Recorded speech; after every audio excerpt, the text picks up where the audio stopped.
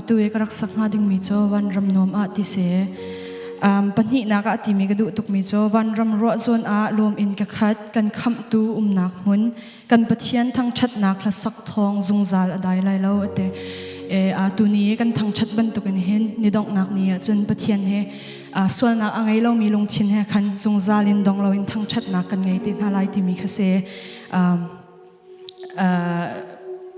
abia kha rak rot pa bu tin khan wan ngai chiu ding khan kan som na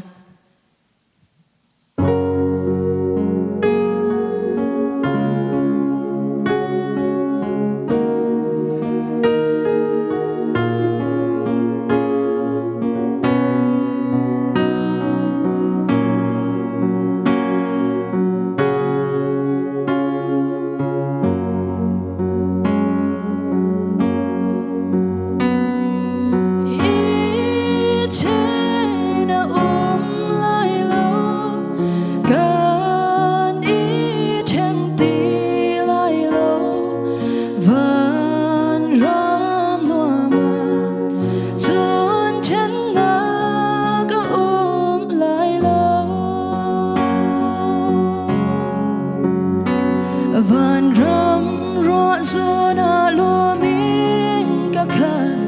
mi thiang van mi na lan chia mi hoi dot an i pu mi ngai chia nak a lo i che na lai lo ka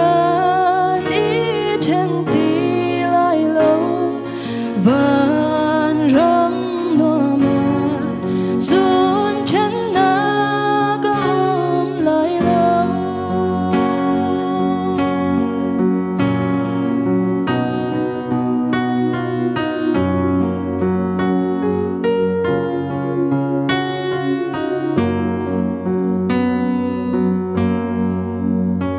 van ram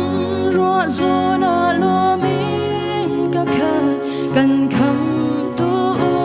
nak mo kan pa chian thang chat nak la sak tho zung za dai lai lo van ram ro zona lo min ka khan mi chiang lim na ko pi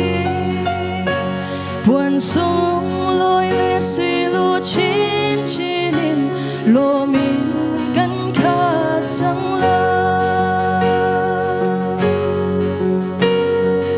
i che na lai lo kan i chen ti lai lo van ram no ma chun chen na ga lai lo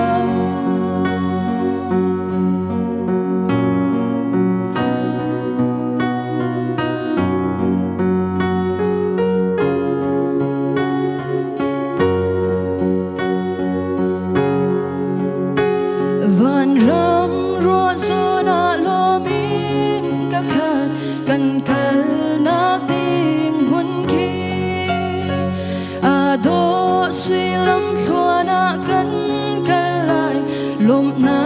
kla kan rem la